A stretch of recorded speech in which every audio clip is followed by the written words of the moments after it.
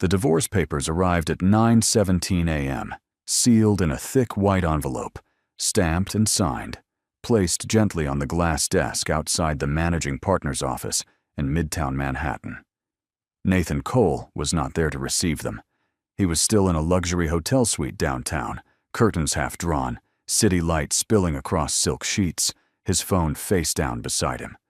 The night before, he had laughed easily, confident, untouchable. He believed his life was perfectly divided.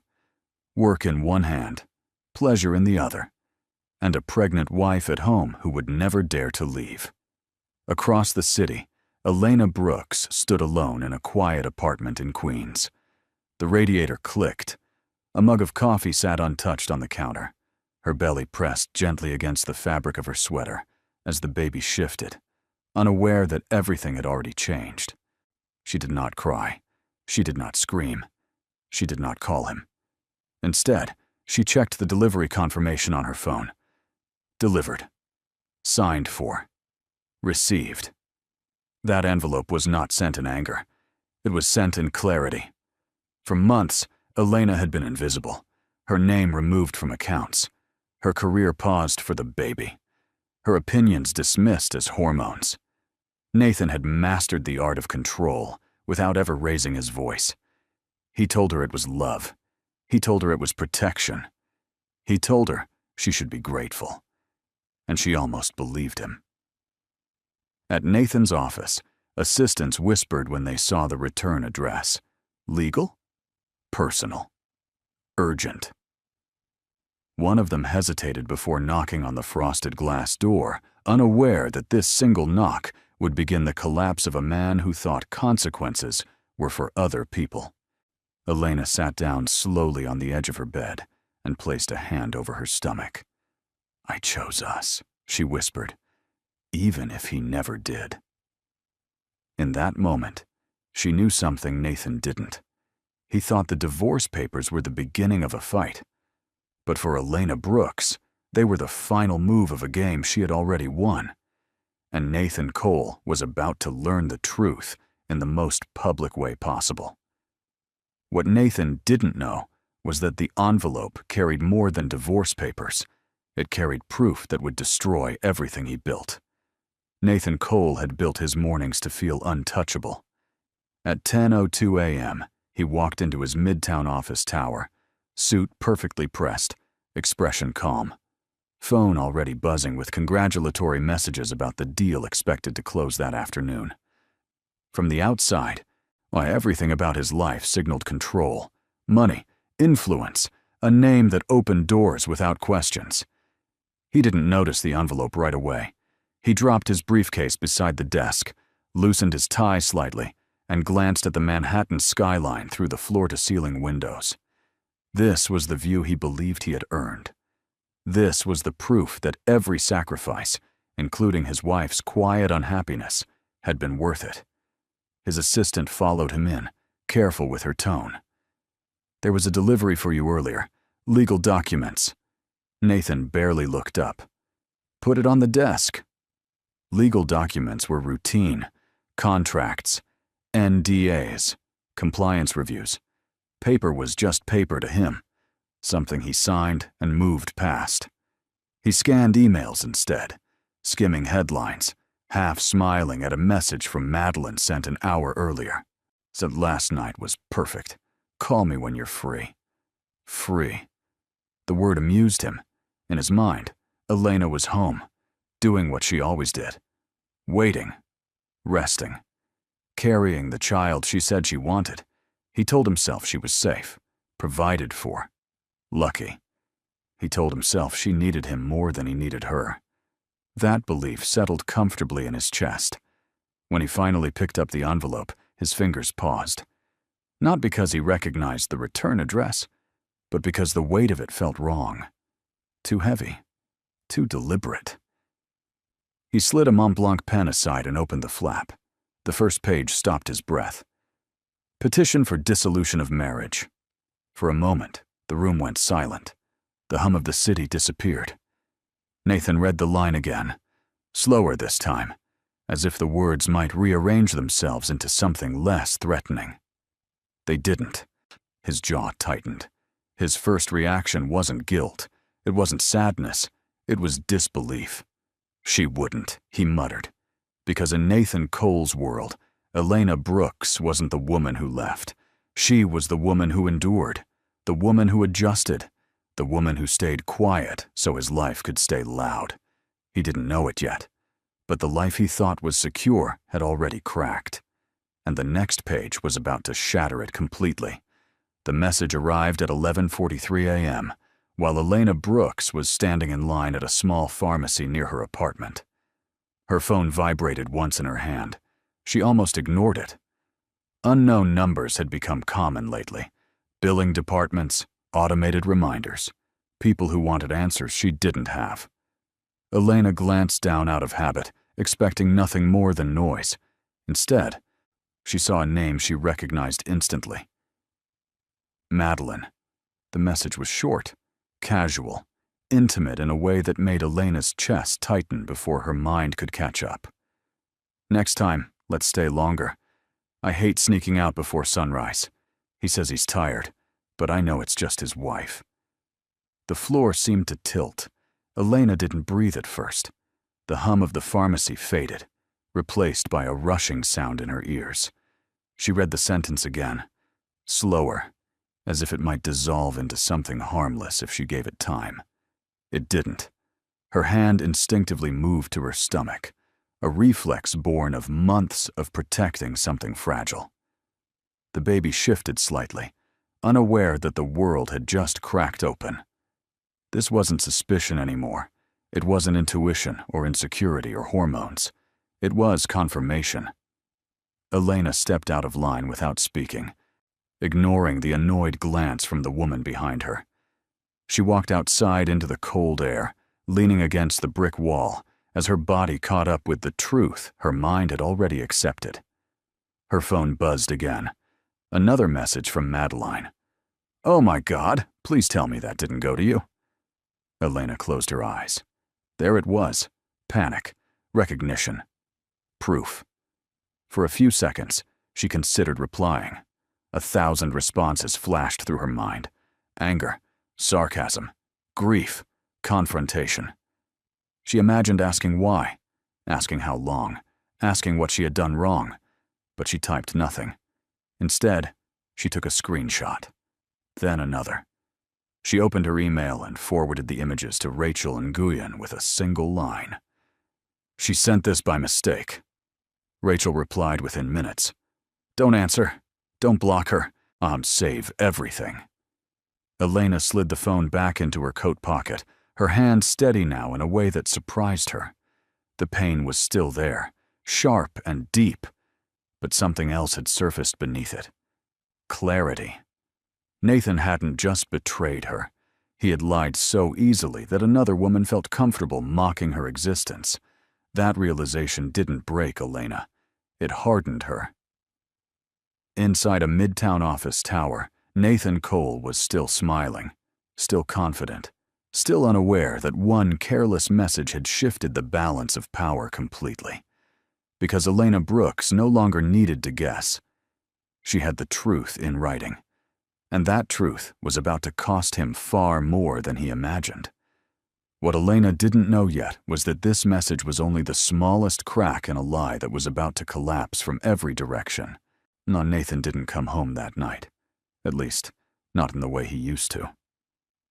Elena heard the door open close to midnight, the quiet click of expensive shoes placed carefully by the wall, the practiced silence of a man who didn't want questions. She stayed in bed, eyes open in the dark, one hand resting over her stomach, listening to him move through the apartment as if she were already a ghost. The next morning, control arrived disguised as concern. Nathan stood in the kitchen scrolling through his phone, coffee untouched, voice calm and measured. "I think it's better if I handle the finances for now," he said casually. "You've been stressed. Pregnancy does that." Elena didn't answer right away. He continued, not looking at her. "I froze the joint account, just temporarily. It's nothing personal. I just want to make sure everything's Stable. Stable. By noon, her credit card declined at the grocery store. By evening, her access to shared cloud files was gone. Her email password no longer worked. The small safety net she hadn't realized she relied on disappeared one thread at a time. When she finally asked him, quietly, carefully, Nathan sighed as if she were exhausting him. "You're overreacting," he said. "I'm trying to protect us. You should be resting, not worrying about money you don't need to touch." Us. The word felt hollow now. That night, Elena sat on the edge of the couch, laptop open, staring at a blank screen where her resume used to live. Years of experience, erased with a single password change.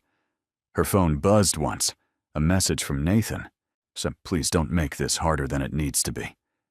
She felt something shift inside her chest. Not panic, not fear. Recognition. This wasn't love. It was leverage. She opened a notebook and began writing everything down. Dates, accounts, conversations she had once dismissed, the moments she'd been told to stay quiet for the family. Each word steadied her breathing. Later, in the bathroom, Elena caught her reflection in the mirror. She looked tired. Smaller, somehow, but her eyes were clearer than they had been in months. She whispered, barely loud enough to hear, "He thinks I have nowhere to go." Her phone vibrated again, this time with a message from Rachel. "Did he restrict access yet?" Elena typed back one word. "Yes." Rachel's response came immediately. "Good. That means he's scared." Elena closed her eyes, a hand returning to her stomach as the baby moved gently, reminding her why this mattered. Nathan believed control would silence her. He didn't realize it was the moment she stopped being afraid. Elena met Rachel Nguyen 3 days later in a quiet cafe just off Lexington Avenue. It wasn't a dramatic reunion. No hugs, no gasps, just two women sitting across from each other at a small corner table, steam rising from untouched cups as the city rushed past the window like nothing was wrong. Rachel was the first to speak. "You look thinner."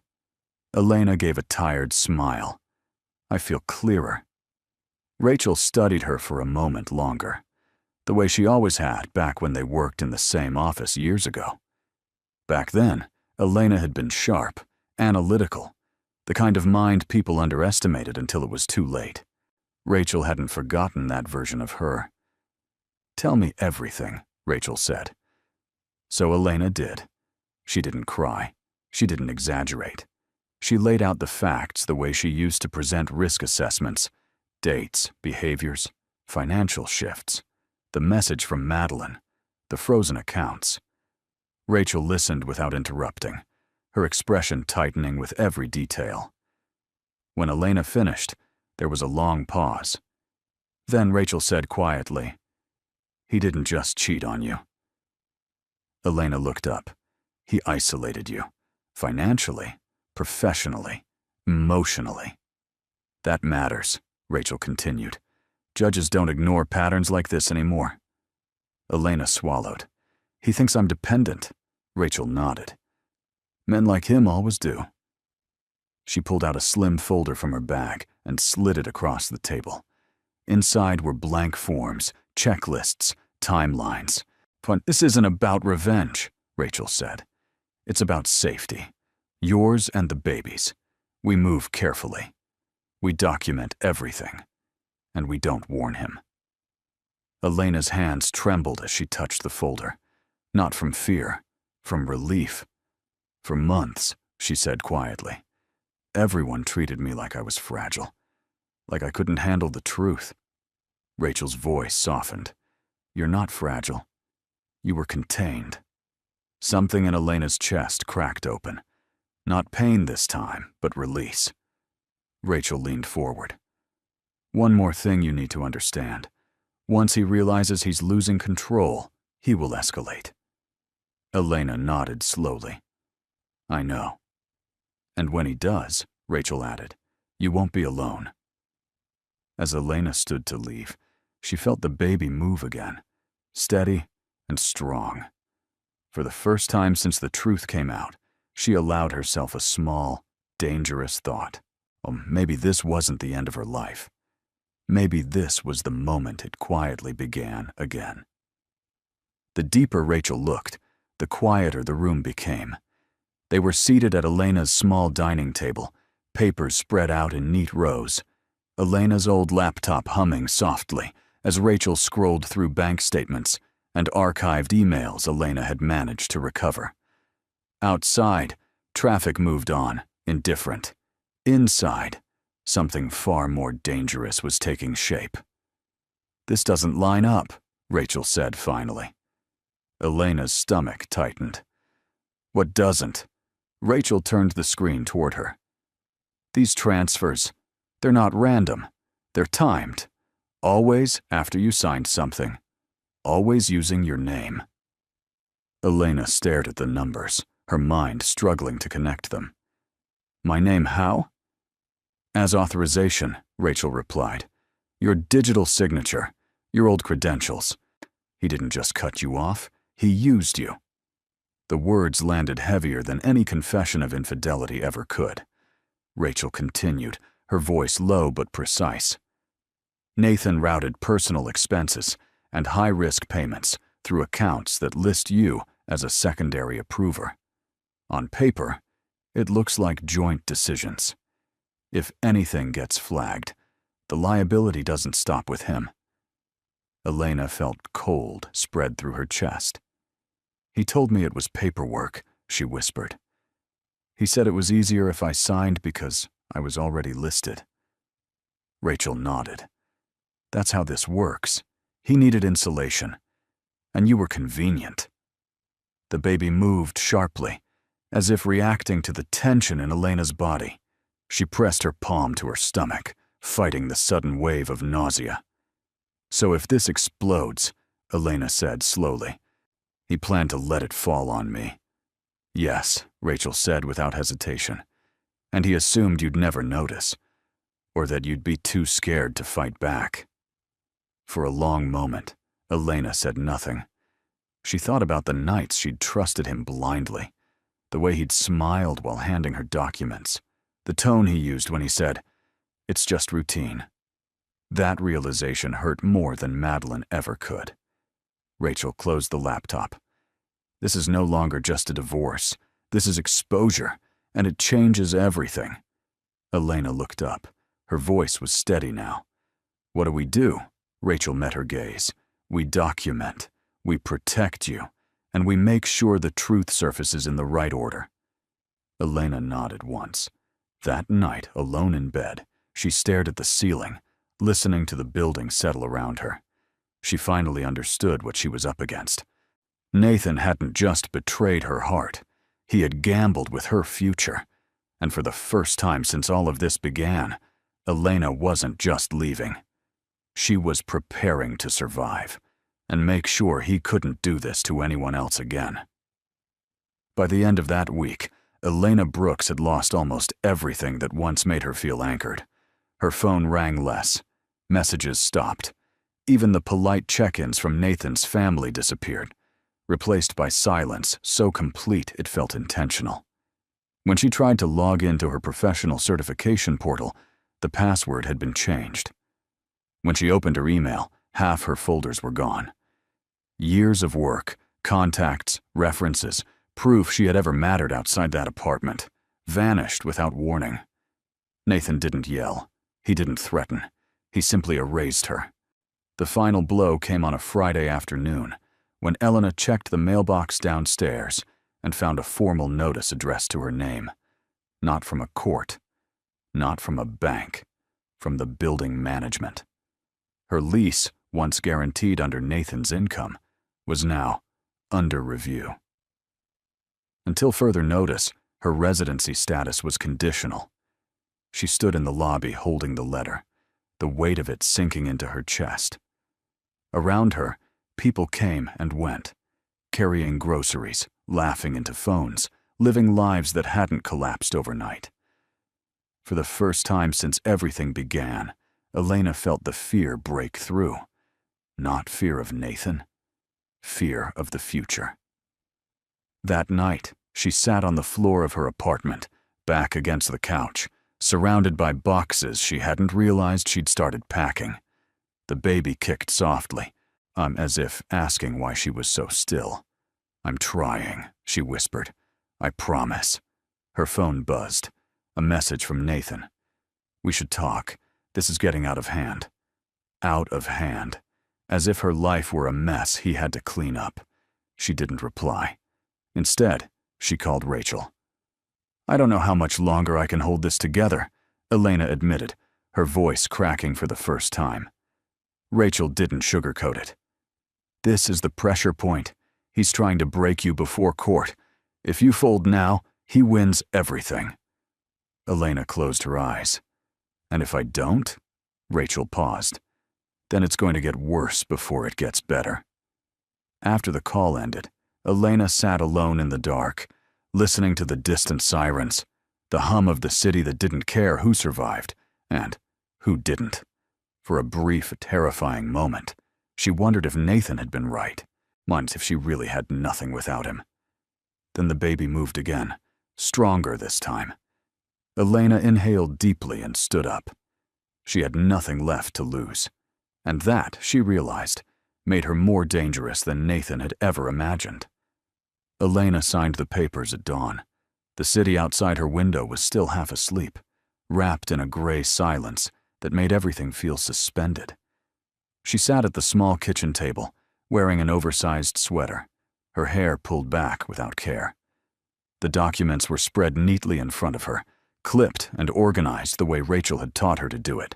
No rush, no shaking hands, no room for doubt. This wasn't an emotional moment. That surprised her. She had imagined tears, panic, a last-minute urge to call Nathan, to ask for explanations that would change nothing. Instead, there was only a steady calm, the kind that settles in after grief has already burned through everything soft. She read each page slowly. Name, address, marriage date, separation terms. When she reached the final signature line, her hand paused for just a second. Not from fear, but from memory. A flash of who she used to be. A woman who believed commitment meant endurance, who thought staying silent was the same as being strong. That woman was gone. Elena signed. The pen made a quiet scratching sound, final and irreversible. She exhaled, feeling the baby shift, as if responding to the release in her body. "I'm choosing us," she said aloud. Later that morning, she dressed carefully. Nothing dramatic, just clean jeans, a coat, flat shoes that didn't hurt her back. She packed the envelope herself, sealing it with deliberate pressure, writing the address in clear, a confident handwriting. She didn't send it from her building. She walked 3 blocks to a courier office, waited her turn, and requested signature confirmation. When the clerk asked if it was urgent, Elena nodded. "Yes," she said. "Very." As she stepped back onto the sidewalk, her phone buzzed. Nathan's name lit up the screen. She stared at it for a moment, then turned the phone face down. He didn't get to interrupt this. By the time she reached home, the confirmation email had already arrived. Scheduled, tracked, unavoidable. That afternoon, Elena rested on the couch, one hand on her stomach, the other on the thin folder Rachel had left behind. Outside, the city moved as usual, horns, footsteps, strangers arguing about nothing. Inside, a door had closed forever. Nathan still believed he could talk his way out, and he still believed she would hesitate. He was wrong. Because once the papers were sent, Elena Brooks was no longer preparing to leave. She had already left, and the next move would happen without her ever raising her voice. The envelope was waiting for Nathan Cole when he returned to his office after lunch. It sat perfectly centered on his desk, thicker than any contract he had signed that year, the edges squared, the paper heavy enough to demand attention. His assistant stood near the door, hands folded, eyes carefully neutral. "Legal courier required a signature," she said. "Marked urgent." Nathan nodded once, dismissing her with a flick of his wrist. He was irritated, not alarmed. Legal matters followed him everywhere. This was the price of power. He loosened his tie, dropped into his chair, and reached for the envelope without urgency. Then he saw the sender, Elena Brooks. His fingers tightened. For a brief moment, he considered not opening it. Control meant choosing timing. Control meant refusing to react. But something about the weight of the package unsettled him, and he tore it open with more force than necessary. The first page slid out. "Petition for dissolution of marriage." Nathan stared at the words, his mind rejecting them outright. Divorce didn't fit the narrative he had built. Elena was upset, yes, emotional, pregnant. But divorce was a threat she wasn't supposed to make. He flipped the page, and the next. Court dates, temporary orders, financial disclosures, a request for sole physical custody. His breath slowed, then stopped. This wasn't impulsive. This wasn't a bluff. This was prepared. Nathan leaned back in his chair, scanning the room as if someone might be watching him crack. The office around him looked the same: glass walls, muted colors, framed awards. But suddenly it felt smaller, exposed. His phone buzzed. A message from Madeline. "Did you see the news about the audit rumors? Call me." Audit rumors. Nathan's pulse jumped. He looked back at the envelope and noticed something he had missed before. A second folder. Inside it, neatly clipped, were documents he recognized immediately. Transactions. Approvals. His approvals. Except they weren't only his. Elena's name appeared again and again. His mouth went dry. This wasn't just divorce. This was evidence. Nathan reached for his phone, his confidence cracking for the first time in years. He needed to call her, to fix this, to control the damage. But as his finger hovered over her name, and he realized something chilling. Elena hadn't sent these papers to start a conversation. She had sent them to end one. And now, every move he made would be watched. What Nathan didn't realize yet was that the envelope on his desk was already being discussed far beyond that office. Nathan Cole moved fast. By 3 p.m., his office door was closed, blinds drawn, phone pressed to his ear as his legal team assembled on speaker. His voice was controlled, measured, the way it always sounded when he believed he could still steer the outcome. "She's emotional," he said calmly. 7 months pregnant, under stress. I want this framed carefully." On the other end, his attorney hesitated. "The filings are thorough. This doesn't look impulsive." Nathan ignored that. "I want an emergency motion, temporary custody evaluation, or psychological assessment if necessary." He said it without hesitation. In his mind, this was strategy, not cruelty. If Elena felt threatened enough, she would fold. She always had. Within hours, the first message went out, not to Elena, but to his circle. "She's unstable," he told his sister. "She's being influenced," he told a colleague. "She's overreacting," he told himself. That evening, Elena received the notice. Not a call, not a conversation, a formal email. Nathan was requesting a court-ordered mental health evaluation, citing erratic behavior and concerning decisions made without consultation. Elena read the email once, then again. Her hands didn't shake this time. She forwarded it to Rachel with a single sentence. "He's doing exactly what you said," Rachel replied almost immediately. "Good. This confirms intent." Still, when the apartment grew quiet that night, the weight of it pressed in. Elena sat on the edge of her bed, the glow of her phone lighting the room, and allowed herself one small moment of fear. Not for herself, for her child. What if the court believed him? What if money spoke louder than truth? Her breath grew shallow until the baby moved again. A slow, steady reminder that she wasn't fighting for pride anymore.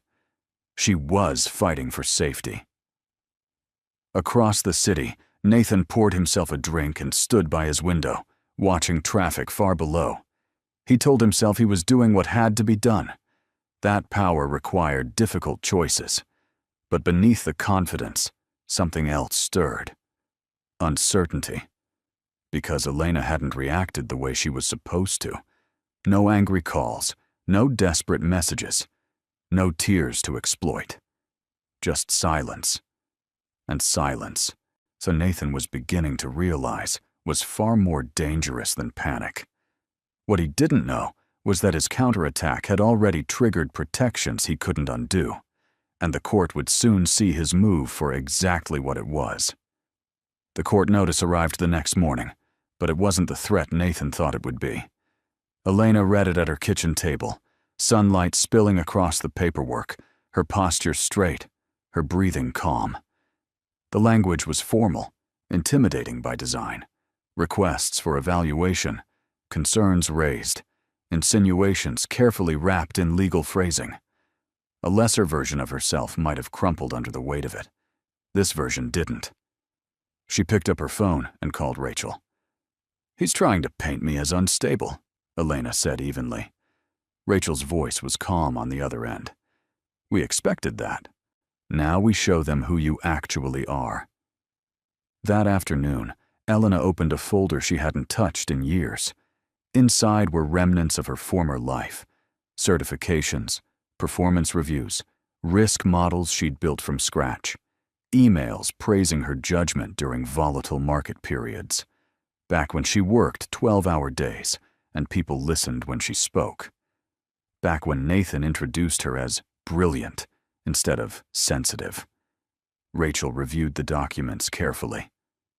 "Do you know how rare this is?" she said. "A documented pattern of professional competence combined with documented isolation afterward?" Elena swallowed. "He asked me to step back, for the family." Rachel nodded. "And that decision will matter. Judges care about context, about power dynamics." For the first time, Elena began to understand the shape of the fight ahead, not as chaos, but as structure, evidence, timelines, cause and effect. That evening, she drafted a personal statement for the court. Not emotional, not defensive, just truthful. She wrote about stepping away from her career at her husband's request, about financial access being removed without warning, about discovering the affair through a message not meant for her, about choosing legal channels instead of confrontation. She didn't accuse, she explained. When she finished, she felt something unfamiliar settle in her chest. Confidence. Across the city, Nathan reviewed his own filings, pacing his office, frustration bleeding through his composure. His lawyers warned him to be cautious, to slow down. "She's not reacting," one of them said. "That's unusual." Nathan scoffed. "What, she doesn't have the stomach for this?" He didn't see the irony, because while Nathan was preparing to overpower Elena with resources, Elena was doing something far more dangerous. She was reminding the system who she had always been. And once that truth entered the record, it would be impossible to erase. What Nathan still failed to grasp was that this case was no longer about control. It was about credibility, and Elena Brooks had far more of it than he did. The first crack didn't come from court. It came from the boardroom. Nathan Cole walked into the conference room on Park Avenue expecting routine approval. The long table was already filled. Partners, compliance officers, legal counsel. Laptops were open, coffee untouched. The air felt heavier than usual, quieter. Nathan took his seat, smoothing his jacket. "Let's move quickly," he said. "I have another call in 20 minutes. No one responded. Instead, the head of compliance slid a folder across the table toward him. "We need clarification," she said carefully, "regarding several transactions flagged during an internal review." Nathan's smile didn't move. I wasn't informed of an audit. This isn't an audit, another partner replied. Yet. Nathan opened the folder. His chest tightened almost immediately. Dates, amounts, authorizations. Too familiar. These are routine expense reallocations, he said. Approved under joint authority. The compliance officer nodded. That's exactly the issue. The secondary approver listed is your wife. The room went still. Nathan felt heat rise to his neck. She hasn't worked here in years. That's what raised concern, the officer continued. We received documentation yesterday indicating she may not have been aware of how her credentials were used. Nathan's pulse spiked. Documentation from who? He asked sharply. The partner at the far end of the table cleared his throat. From legal counsel representing Mrs. Cole. The words landed like a blow. This wasn't public. This wasn't loud. This was surgical. Nathan leaned back, forcing a calm he no longer felt. This is a personal matter being dragged into corporate space. No, the partner replied. It's a risk exposure issue, and we're obligated to address it. Across the city, Elena sat quietly in Rachel's office, hands folded, listening as Rachel explained what had just been set in motion. They're not accusing him, Rachel said. They're protecting themselves.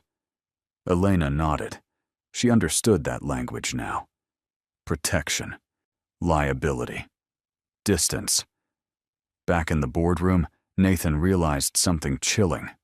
For the first time, the people who had always backed him were no longer standing beside him. They were measuring how far they needed to step away. And that meant one thing. The story he had controlled for years was starting to be told without him. What Nathan didn't know was that the questions being asked in that room would soon reach places even his influence couldn't follow. Elena felt the baby move just as she finished reading the email from Rachel. Not a sharp kick, not panic. A slow, deliberate shift, steady, grounding, like a reminder. She placed both hands over her stomach and closed her eyes, breathing through the tightness in her chest. For days, everything had been strategy and survival, documents, timelines, risk. But in that quiet moment, unstripped of lawyers and boardrooms, she was simply a mother trying to protect a life that trusted her completely. Later that afternoon, she attended a prenatal appointment alone. The waiting room smelled faintly of disinfectant and coffee. Other couples sat together, fingers intertwined, murmuring about baby names and nursery colors. Elena kept her eyes on the floor, not out of shame, but out of focus. She didn't need to compare lives anymore. When the nurse asked gently, "Will the father be joining you today?" Elena paused. "No," she answered. "He won't." The nurse didn't press. She only smiled and said, "You're doing great." During the ultrasound, the technician turned the screen slightly so Elena could see. A heartbeat. Strong. Consistent.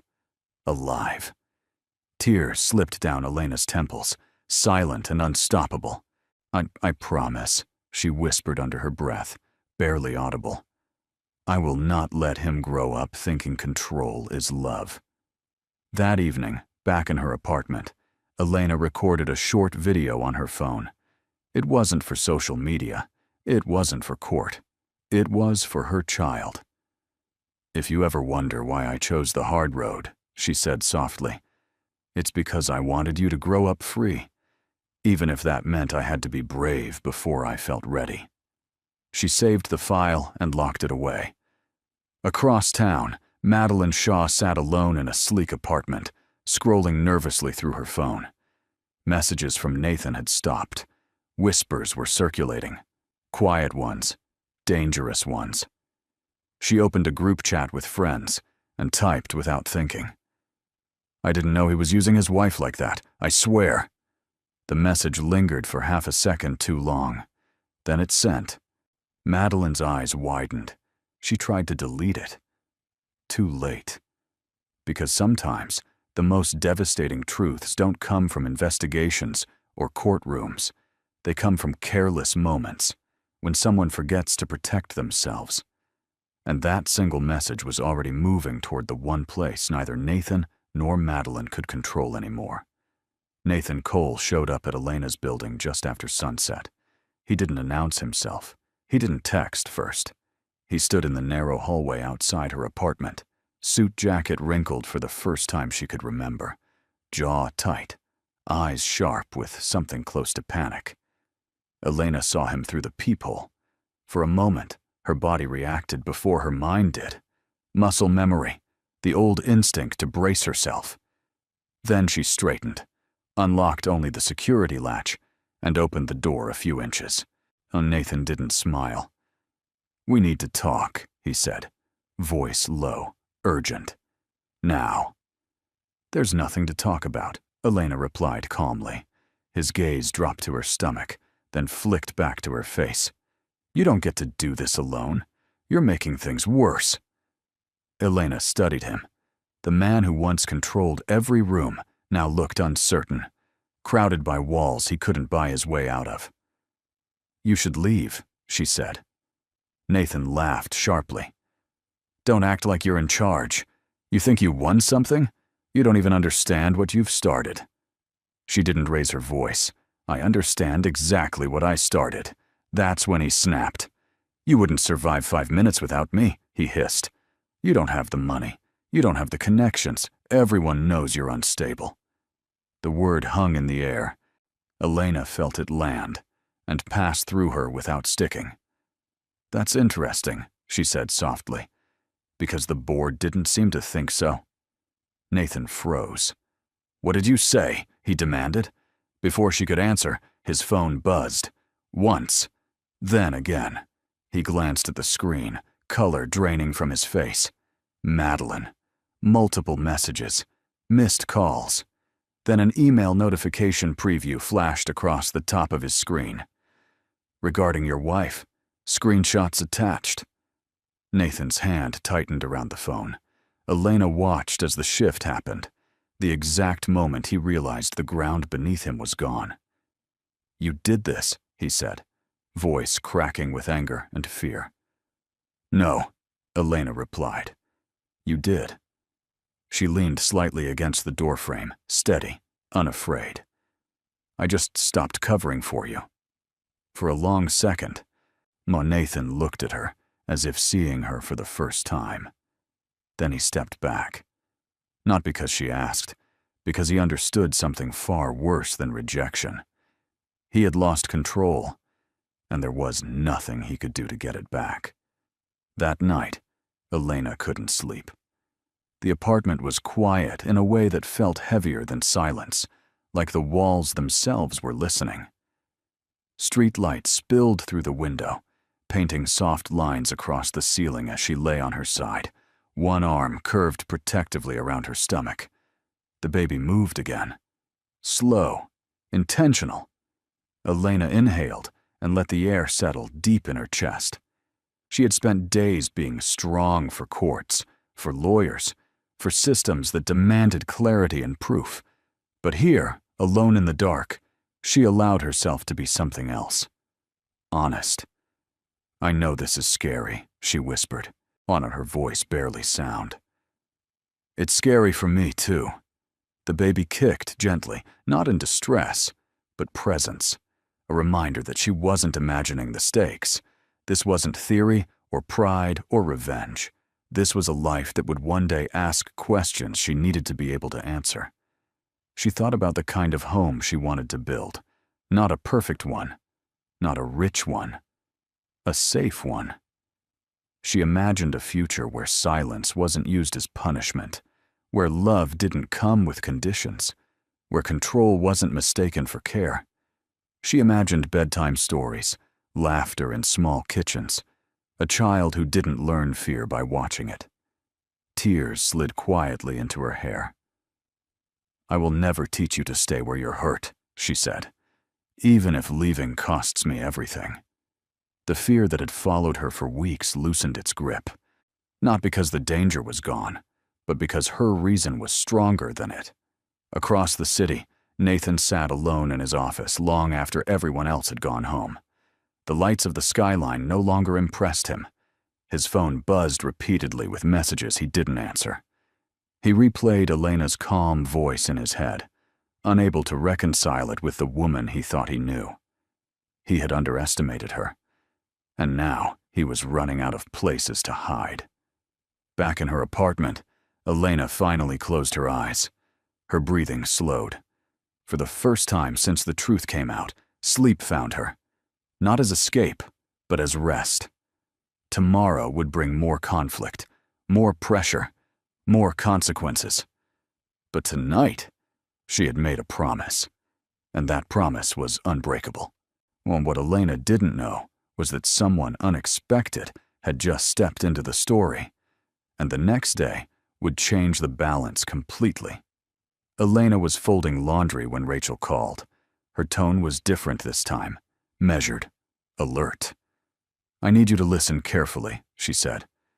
"Someone reached out this morning, not from Nathan's side." Elena stopped what she was doing. "Who?" "A man named Daniel Wright."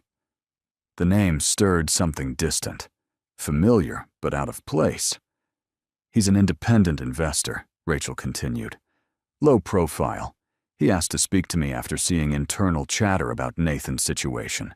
He says he recognizes your name." Elena's heart skipped. "From where?" Rachel paused. "From 6 years ago. A risk review you led. He was about to enter a leveraged deal everyone else approved. You flagged it. Quietly. It saved him millions." Elena sank into a chair. She remembered that case. The long nights, the pressure to sign off, the meeting where she'd spoken once, and watched the room change. "I didn't know he remembered," Elena said. "He remembered," Rachel replied. "And he's paying attention now." An hour later, Daniel Wright joined a video call. He was calm, unpolished, no rehearsed charm, just steady eyes and a voice that didn't rush. "I won't waste your time," he said. "I know you're in the middle of something difficult. I also know what it costs to tell the truth in rooms that prefer silence." Elena said nothing. Daniel continued. "Nathan tried to use your credibility as a shield. That tells me he knows exactly how valuable you are." Elena felt a flicker of anger, and something else, validation. "I'm not here to rescue you," Daniel added. "You don't need that. But I am here to support the truth. If this escalates, I'm willing to testify to your competence, your integrity, the professional history he tried to erase." Rachel watched Elena carefully. Elena inhaled. "Why?" Daniel didn't hesitate. "Because someone once did that for me, and because systems only change when people stop pretending they don't see." When the call ended, Elena sat quietly, hands resting over her stomach. For weeks, she had felt hunted, cornered, alone. Now, for the first time, she felt something shift. Not relief, but balance. Nathan had power, but Elena was no longer standing by herself. And somewhere in the city, Nathan Cole was about to learn a hard truth. Control collapses the moment witnesses step forward. And this time, the witnesses weren't afraid. The fallout reached Nathan Cole faster than he expected. By Monday morning, the whispers he once controlled had turned into formal emails. His calendar, once packed weeks in advance, began to empty in quiet, deliberate blocks. Meetings were postponed. Calls went unanswered. Even the assistants who used to orbit his office with practiced efficiency now avoided eye contact. At 9:30 a.m., compliance requested another meeting. This time, legal was present. Nathan sat at the long table, shoulders squared, expression carefully neutral. He had survived storms before. Bad press, market dips, angry partners. He told himself this was no different. It was. "We've reviewed additional materials," the compliance officer said, sliding a new folder across the table, "including third-party statements." Nathan opened it. Daniel Wright's name sat at the top. His throat tightened. The statement was concise, factual, devastating. Daniel outlined Elena's role in past risk assessments, her independent judgment, her documented resistance to questionable approvals. He described how Nathan had attempted to override her findings, and how those warnings later proved correct. This wasn't emotional testimony. It was professional credibility, weaponized by truth. Nathan looked up. This is a personal vendetta. The legal counsel shook her head. It's corroboration. Silence followed. Then the senior partner spoke, his voice calm but distant. Nathan, we're placing you on temporary leave pending further review. The word landed hard. Temporary, Nathan repeated. For now, the partner replied. We need to protect the firm. Protect, the same word Nathan had used when he froze Elena out of her own life. Across the city, Elena received the update from Rachel while sitting on a park bench, winter sunlight warming her face. She listened quietly, hands folded over her stomach, heart steady. He's been sidelined, Rachel said. Not fired, but exposed. Elena closed her eyes. She didn't feel joy. She felt balance. That afternoon, Madeline Shaw packed a suitcase in a rush, her phone lighting up with unanswered calls. Doors she once walked through easily were closing just as fast. Invitations vanished. Silence followed her instead of admiration. Karma didn't arrive with shouting. It arrived with absence. That evening, Nathan stood alone in his office, staring at a city that no longer bent for him. For the first time, he understood what Elena had felt for months. Powerless. And somewhere beyond his reach, Elena Brooks was no longer surviving. She was reclaiming her life, piece by piece.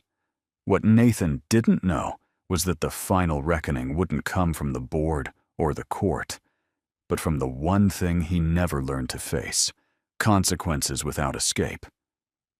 Elena didn't celebrate when the court ruling arrived. She read it slowly, sitting at the same small kitchen table where everything had begun. Temporary sole physical custody, financial access restored, protective orders clearly outlined. The language was formal, restrained, but every line carried weight. It was acknowledgement. Not of pain, of truth. Rachel's voice was calm on the phone. This doesn't end the case, but it secures you. Housing, support, decision-making authority. Elena closed her eyes. For weeks, survival had demanded constant vigilance. Now, so for the first time, she felt space open up inside her chest. Not victory. Relief. That afternoon, she walked through Central Park, coat zipped against the cold, the city moving around her with familiar indifference. She watched children chase pigeons, couples argue quietly on benches, joggers counting miles. Ordinary life, unaware that hers had been returned piece by piece. Her phone buzzed. Daniel Wright. Rachel said the ruling came through, he wrote. I'm glad. Elena hesitated, then replied. Thank you for stepping forward. His response came quickly. You earned it long before this. They met days later at a quiet cafe overlooking the park. No expectations, no grand gestures. Just two people sitting across from each other, talking about work, about ethics, and about the strange cost of telling the truth early in rooms that reward silence. Daniel never asked her to be grateful. That mattered. Meanwhile, Nathan's world continued shrinking. His accounts were monitored, his access restricted. Invitations stopped coming. Friends avoided uncomfortable conversations. The life he built on dominance now demanded accountability, and he had no leverage left to trade. For Elena, the rewards weren't flashy. They were foundational: autonomy, safety, dignity. She signed a short-term consulting contract, remote, flexible, on her terms. She furnished a new apartment with light and air, and no memory she needed to outrun. She attended appointments without fear of being watched. And one evening, sitting on her couch with Daniel beside her, listening to the steady rhythm of the baby inside her, Elena understood something quietly profound. She hadn't been saved. She had been restored. And in reclaiming her life, she had gained something no court could grant. Peace that came from choosing herself without apology. Elena didn't expect love to feel this quiet. There were no dramatic confessions, no promises made under pressure, no urgency to define what didn't need labels yet. Daniel never tried to step into the role Nathan had vacated. He didn't offer protection like a shield or solutions like bargaining chips. He simply showed up, consistently, calmly, without agenda. They took walks in the late afternoon, when the city softened and the noise faded into background rhythm. Sometimes they talked about work. Sometimes about books Daniel kept stacked beside his couch. Often they walked in silence, comfortable enough to let it stay that way. One evening, as they sat on a bench overlooking the river, Elena broke the quiet. "I'm not fragile," she said suddenly. Daniel didn't look surprised. "I know." She turned toward him. "But I'm also not ready to be rescued. I need to know that if I choose someone, it's because I want them, not because I need them to survive." Daniel met her gaze. "That's exactly why I'm here." That answer stayed with her. Weeks passed. The baby grew stronger. Elena's life found rhythm again. Work on her terms, evenings without dread, mornings that didn't begin with negotiation. And through all of it, Daniel remained steady, never pushing, never retreating. The first time he reached for her hand, it was instinctive. Not a claim, not a question. Just contact. She didn't pull away. Across town, Nathan watched the world continue without him. His attempts to regain footing failed quietly. The systems he once manipulated no longer bent. His name no longer carried the same weight. Consequences followed him now, slow and unavoidable. One afternoon, Elena received a message from his attorney, an attempt at renegotiation. She read it once, then deleted it. That chapter was closed. That night, as Elena rested on Daniel's couch, the baby's movements slow and rhythmic, Daniel spoke softly. "Whatever you decide for the future," he said, "I'm not going anywhere unless you ask me to."